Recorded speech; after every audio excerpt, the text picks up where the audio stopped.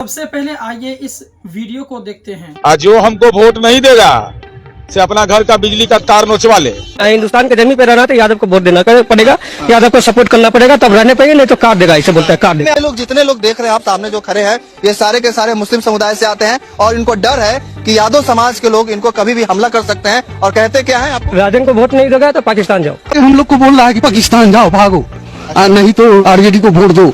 तो आपने इस वीडियो को देखा। इस वीडियो में आप देख सकते हैं किस तरीके से एक वोट के लिए लोगों को डराया जा रहा, धमकाया जा रहा है। तो आज के इस वीडियो में मैं आपको बताऊंगा कि अगर कोई वोट डालने के लिए धमकाए तो जानिए कि कानून क्या कहता है। अगर आपको कोई कहता है कि हमें ही वोट डालना है या फिर इस पार्टी को वोट देना है, जबरदस्ती करे या फिर आपको डराए धमकाए, तो उसके खिलाफ कैसे एक्शन लें और ऐसे एक्शन लें, खुफिया तरीके से कैसे लें ताकि आपका नाम भी ना आए और उस पर कार्रवाई हो। आइए इसको समझते हैं। देखिए, चुनाव के दौरान धमकाना या फिर उत्पीड़न, जबरदस्ती वोट करवाना गैर कानूनी है। ऐसे मामलों में तुरंत पुलिस और चुनाव आयोग को सूचित करना चाहिए। तो आप अकेले नहीं हैं। इस वीडियो के माध्यम से मैं आपको बताऊंगा किस प्रकार से आप ऐसी चीज़ों से बचेंगे और किस प्रकार से आप शिकायत करेंगे और कहां करेंगे। पूरा प्रोसेस मैं आपको आज के इस वीडियो में समझाने वाला हूं। देखिए, तुरंत आपको क्या करनी चाहिए कि खुद को सबसे पहले आप सुरक्षित रखें। अगर कोई हथियार या फिर शारीरिक खतरा है तो तुरंत पास के पुलिस स्टेशन या किसी भरोसेमंद पड़ोसी रिश्तेदार के पास जाएं। गंभीर खतरे में 112 स्थानीय पुलिस को भी कॉल करें।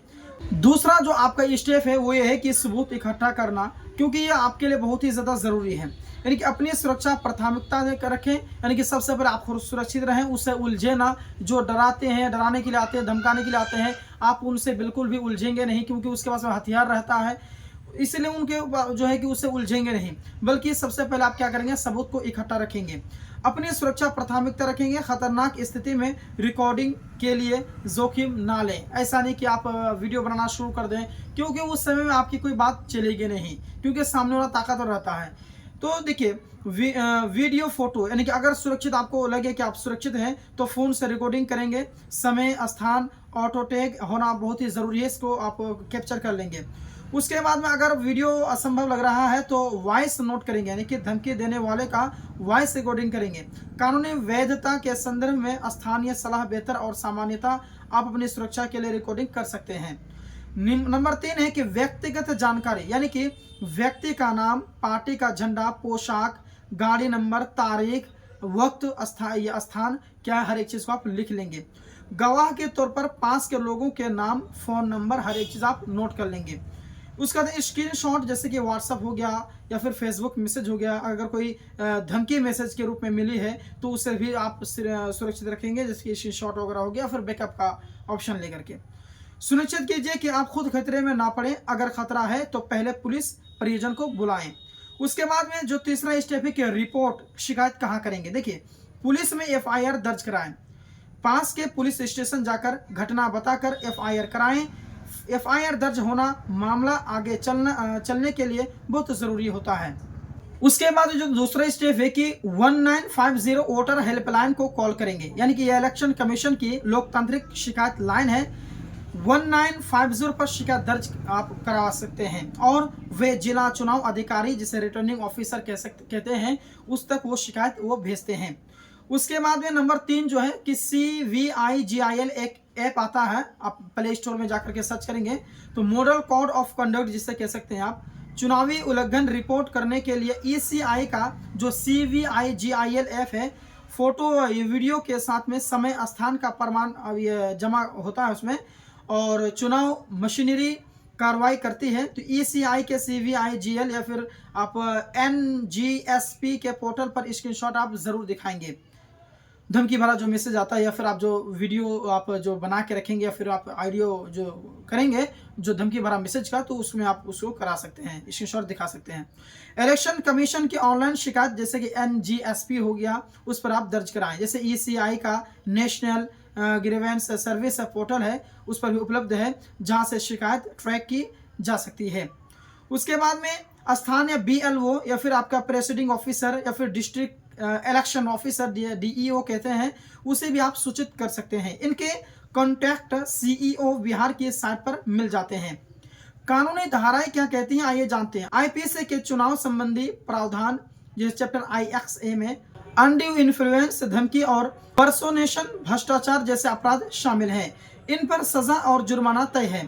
तो उदाहरण जैसे आप देख सकते हैं कि सेक्शन 171C या फिर 171F, ऐसे मामलों में कानूनी कार्रवाई हो सकती है।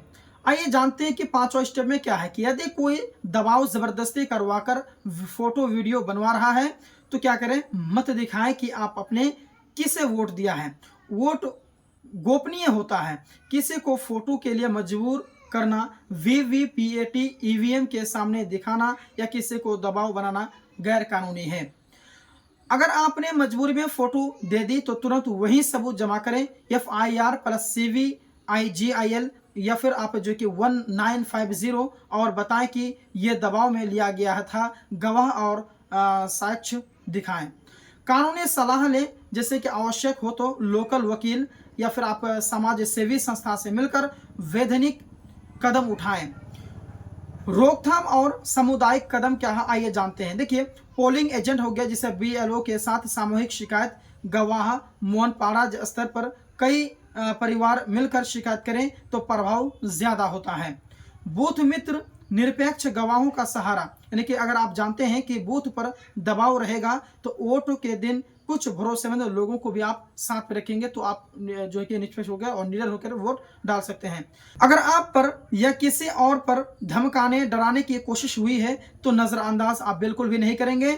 तुरंत जो है कि 1950 पर या फिर आप CVIGL जो ऐप है उस पर आप जो है कि डालेंगे या फिर आप पुलिस को संपर्क करेंगे। तो दोस्तों, ये जो अधिकार है, हमारा अधिकार है, हमारा हक है, हमारी आवाज़ है। इससे अगर कोई दबाने की कोशिश करता है तो जो मैं अभी आपको पूरा प्रोसेस बताया हूँ कि कैसे कैसे आपको शिकायत करना है, कहाँ शिकायत करना है, इन चीज़ों को आप गौर करेंगे और ये अब इन्हीं स्टेप को फॉलो करते हुए आप ज़रूर शिकायत करेंगे।